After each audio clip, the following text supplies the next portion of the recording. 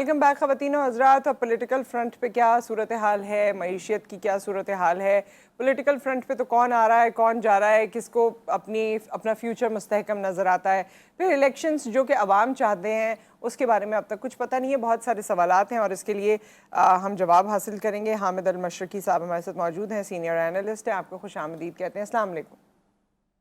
वालेकुम सलाम। Thank you sir. Thank you Hamid साहब फॉर योर टाइम। और हामिद साहब हमें ये बताइए पहले तो कि ये इलेक्शन से ही शुरू करते हैं ना, हम अपनी बात तो पहले करें। जो अवाम चाहते हैं, जो लोग चाहते हैं कि जी इलेक्शंस हो जाएं ताकि ऊँट किसी करवट बैठ जाए, आए रोज़ उस पर कोई ना कोई बयान आ जाता है। मौलाना फजलुर रहमान साहब का भी बयान आ गया कि जी जनवरी में तो बारिशें हो जाती हैं और मौसम की वजह से उन्होंने कहा कि इसको मज़ीद डिले करना चाहिए। हर कोई इसे डिले करना चाहता है, वजह समझ में नहीं आती ये मसला क्या है। और सब ये कहते हैं कि जी पाकिस्तान को सही करने की ज़रूरत है। इस वक्त इलेक्शन कराने की ज़रूरत नहीं है। मुझे तो लगता है कि इलेक्शन होने के बाद ही पाकिस्तान सही हो सकता है, क्योंकि एक परमानेंट सर्टन हुकूमत आएगी तो बहुत सी चीज़ों का फैसला होगा।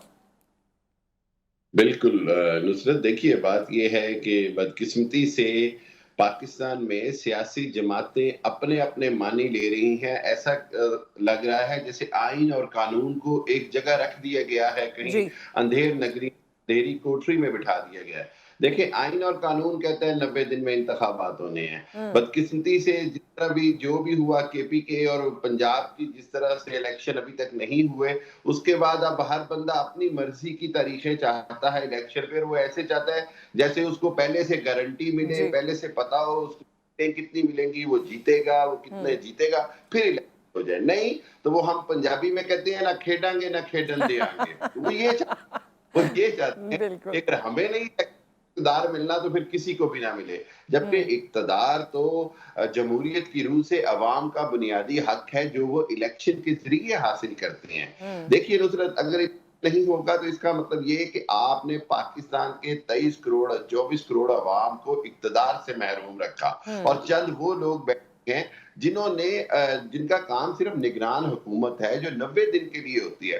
सियासी जमातें अपना-अपना जो फैसला या अपना-अपना जो बयानिया बना रही हैं, इससे अवाम के आगे वो मज़ीद एक्सपोज़ हो रहे हैं। अवाम ये बात जानते हैं कि ये वो खौफ है जो उनको मोस्ट पॉपुलर जमात से है। अगर ये बुनियादी तौर पर जमहूरी लोग होते, ये सियासतदान जमहूरियत पसंद होते, तो ये कहते जी कि उनका मुकाबला मैदान में करेंगे। फिर जी ये जब पाकिस्तान के अंदर माज़ी में भी जब बहुत सारे और हुकूमतें आईं या डिक्टेटरशिप आई, तो उसकी मैं बार-बार कहता हूँ कि सियासतदानों ने वो लूप क्रिएट किया, वो वैक्यूम क्रिएट किया, जिसके नतीजे में दूसरों को इंटरवेंशन का मौका मिलता है। सही। क्योंकि सियासतदान ये नहीं समझना चाहता कि उसकी हार जो है वो इतनी इंपॉर्टेंस नहीं रखती जितनी जमहूरियत की जीत और जमहूरियत की फतह ज़रूरी है। और लेकिन जमहूरियत इस सिर्फ वक्त जीतती है जी, इलेक्शन से। और इस वक्त तो लेकिन हामिद साहब सबको ये लगता है कि जो तहरीके इंसाफ का एक बोलबाला हुआ था वो शायद कंटिन्यूड है और इस वजह से ये डिले टैक्टिक चाह रहे हैं। बिल्कुल ऐसे ही है, यही हकीकत है कि पीटीआई जो है वो बहरहाल उसका खौफ भी इन पर सवार है। पीटीआई अभी भी एक हकीकत की तरह मोस्ट पॉपुलर जमात है। पीटीआई का वो सोचा गया कि जी तहरीके इस्तेहकाम पार्टी बना ली जी जाएगी, कहीं एक और पार्टी मुफ्ता इस्माइल और हाकान अब्बासी एक और पार्टी बनाने की बातें कर रहे हैं, कहीं और बातें हो रही। सब बातों से जो बुनियादी मकसद था पीटीआई को कमजोर करना, तो उसमें ये अभी तक मुकम्मल तौर पर नाकाम नजर आ रहे हैं। देखें, आपने पीटीआई को फेल करना था, नाकाम करना था, पब्लिकली अनपॉपुलर करना था, तो आप सियासी मैदान में मुकाबला जी करते, आप परफॉर्मेंस पेश करते। आपने 16-17 महीने का एक गोल्डन चांस जाया कर दिया परफॉर्म करने के हवाले से। आप तो अपने नैब के केसेस खत्म करवाती रही जी हुकूमत। जी तमाम जो पीडीएम की बातें हैं वो अपने अपने फायदे लेती रही, चाहे वो मराद की सूरत में हो, चाहे वो कर्जे माफ कराने की सूरत में हो, चाहे वो नैब तरमीम के हवाले से हो, चाहे वो क्रिमिनल प्रोसीडिंग्स रोकने के हवाले से हो। जी आप देखिए तो सही, 16 महीने की कारकर्दगी क्या है। उसके बाद ये सोचें कि अवाम में पीटीआई क्यों मकबूल है, तो ये दो वजह से है। एक, पीटीआई का वो बयानिया अवाम को समझ आ रहा है, और दूसरी बात ये है कि आप इतनी बुरी तरह पिट गए हैं, आप हाँ इतने फेल हो गए अनपॉपुलर हो गए, दूसरे जो है वो पॉपुलर हो गए हैं। ये एक एक्चुअली। हकीकत है जी जी एक्चुअली हामिद साहब जो प्रेसिडेंट सेट किया था शहबाज शरीफ साहब ने बीइंग सीएम, वो भी उसको कैरी नहीं कर सके ना। लोगों को लगता था कि जी बहुत एक्टिव सीएम थे, इन्होंने बहुत तब्दीलियां लाहौर में की थी, पंजाब में की थी ओवरऑल, जिसमें लाहौर उनका फोकस था। तो जी अब जब ये प्राइम मिनिस्टर बन गए तो मुल्क की सतह पे वो तब्दीलियां नजर आएंगी। तो उनकी एक्टिव जो एक पार्टिसिपेशन थी वो तो नजर आई, लेकिन वो अपने ही कामों के हवाले से नजर आई, लोगों को कुछ डिलीवर नहीं कर सके। But having said that, social media पे तमाम चीज़ें आ गई हैं, मीडिया में जितना दिखाया जाए ना दिखाया जाए, जो कुछ भी है, लोगों का अपना एक बयानिया है और लोग उससे टस से मस नहीं होना चाहते। स्टिल जब पीएमएल-एन की क़यादत आके ये कहती है कि जी नवाज शरीफ साहब आएंगे और 15-16 महीने में सब कुछ सही हो जाएगा, तो क्या ये हजम होने वाली बात है? नुसरत, एक्चुअली बात ये है कि नवाज शरीफ और जो नून लीग है ना, वो अवाम के साथ एक मूवी का सीन करना चाह रहे हैं, पर that movie is back to the future. वो चाह रहे हैं कि सारा कुछ 2017 से शुरू करा दें हमें। 2017 में पता नहीं कौन सी दूध की नहरें बह रही थी, 2016-17 में पता नहीं अवाम के पास कौन सी लग्जरी गाड़ियां थी या लग्जरी लाइफस्टाइल था जो वापस आ जाएगा। मैं तो इस पे हैरान होता हूं कि 2017 के नारे के ऊपर भी अगर जीतना चाहे तो अवाम की यादाश्त को ये चैलेंज करते हैं। ये अवाम की यादाश्त को समझते हैं कि जैसे पूरी हाँ, जो सही बात। तो कुछ याद नहीं है। देखें, पाकिस्तान में उस वक़्त भी महँगाई बहुत थी, अवाम की क़ुव्वत खरीद से हर चीज़ बाहर थी। उस वक़्त भी डॉलर जो है वो उस वक़्त के हिसाब से इंतहाई हाई प्राइस पे बढ़ रहा था।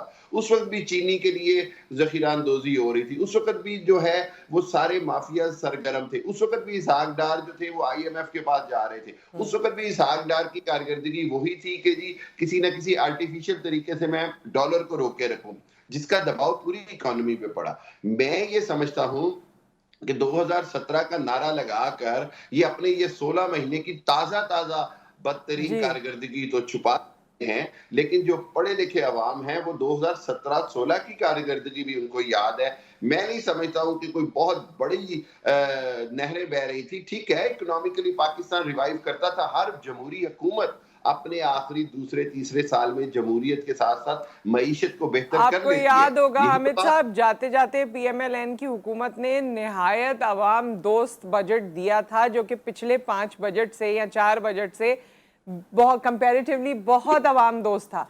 जब वो इक्तदार में थे तो उन्होंने इस तरह से कोई बजट नहीं दिया था, लेकिन जाते जाते लास्ट बजट जो उनका था, जो अगली हुकूमत को झेलना था, वो उन्होंने निहायत अवाम दोस्त दिया था। और डॉलर की बात भी जो की जाती है वो डिबेटेबल है, क्योंकि डॉलर को भी आर्टिफिशियली रोका गया, जिस तरह भी रोका गया। खैर, अवाम तो कहते हैं भाई जैसे भी रोको रोको ताकि हमारी महंगाई रुक सके, लेकिन उसका खमियाजा फिर हमने अगले 5-6 साल भुगता है ना, क्योंकि आर्टिफिशियली जब आप उसे रोकेंगे तो कभी ना कभी तो वो आएगा और पूरी फोर्स से आएगा।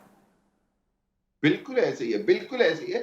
और उसके नतीजे में देखें कि पाकिस्तान जो है वो तारीख के बदतरीन डिफॉल्ट के दहाने पे खड़ा था। जब असद उमर वजीर खजाना बने और जब बाकी लोग आए तो उस वक्त हमने देखा कि किसी से भी मईशत संभलने का नाम नहीं ले रही थी। पाकिस्तान के अरबाब इख्तियार बंद कमरों में ये कह रहे थे कि जी नून लीग की हुकूमत हमें अंधेरी खाई में गिरा के चली गई है। मतलब वो बातें होती थी इसहाक डार साहब की परफॉर्मेंस के हवाले से कि आपको क्या बताऊं। जी। यही तो वो राज हैं जो अवाम को अब पता चल चुके हैं सोशल मीडिया की ताकत से। दूसरी जो ओपन मीडिया है, जो दूसरे सोर्सेज है डिजिटल मीडिया, उससे अवाम को बहुत कुछ पता है। और मैं ये समझता हूं कि अगर इस खुशफहमी में नून लीग समझती है कि वो कोई बहुत बड़ी पॉपुलैरिटी हासिल कर लेगी, तो मेरा नहीं ख्याल नून लीग एक्चुअली जो है, नवाज शरीफ जो है, या वो उन यकीन दहानियों, उन श्योरिटीज की बिना पर मुतमईन नजर आ रहे हैं, जिसकी बिना पर वो वापस आने का सोच रहे हैं कि जी शायद लेवल प्लेइंग फील्ड के नाम के ऊपर उनको सब कुछ तश्तरी में प्लेट में रख के दे दिया जाए। जबकि मैं ये समझता हूँ कि ऐसा कुछ नहीं होना, बल्कि वो कहते हैं कि इनके साथ प्रैंक भी हो सकता है कि जी आपके साथ आपको सिर्फ मकसद क्या है देखना ये है कि क्या पाकिस्तान के अवाम इसको कबूल करेंगे। क्या एक नवाज शरीफ के आने से पाकिस्तान के सारे मसाइल खत्म हो जाएंगे। क्या जमहूरियत एक शख्सियत का नाम है। क्या जमहूरियत शख्सियत परस्ती के अलावा कुछ नहीं है। देखें, ये सारे वो सवाल है जो जी दारुल हामिद मौलूद। साहब, और आपने देखा ही है कि जब से आपको, अगर आप पाकिस्तान की हिस्ट्री की किताबों में पढ़ें, कब से पाकिस्तान पीपल्स पार्टी PMLN, अब इसकी बारी, अब उसकी बारी, फिर 18th अमेंडमेंट के बाद सब ने मिल के अपनी अपनी बारी लगाई है और एक एक सूबे को अपने काबू में किया हुआ है। तो everything is clear. I mean ये सारी चीज़ें नज़र आती हैं, लेकिन अगर ये पॉलिटिकल पार्टीज़ एक्चुअली कुछ करना चाहती हैं तो वो भी समझ में आ जाएगा आवाम को। मेरे ख्याल में अब इतना तो इन्होंने खुद लिटरेट कर दिया है पॉलिटिक्स के हवाले से, और बाकी जो रहा सहा था वो आपकी तरह जो सीनियर एनालिस्ट हैं वो बता देते हैं आवाम को। So thank you so much for your time, बहुत शुक्रिया आपका। और ये तमाम इन्फॉर्मेशन का एक ब्रेक यहाँ पर आ गया ख़वातीन और हज़रात, but obviously everybody has all the information and awareness about जो करंट हमारा सिनारियो है। अल्लाह ताला बस हमारे मुल्क पे रहम करे, हमारे लोगों पे रहम करे। अल्लाह ताला ही हैं जो इन हवाओं का रुख बदल सकते हैं, मोड़ सकते हैं। तो अल्लाह ताला से दुआ करते रहें। एक ब्रेक, उसके बाद हाजिर होते हैं।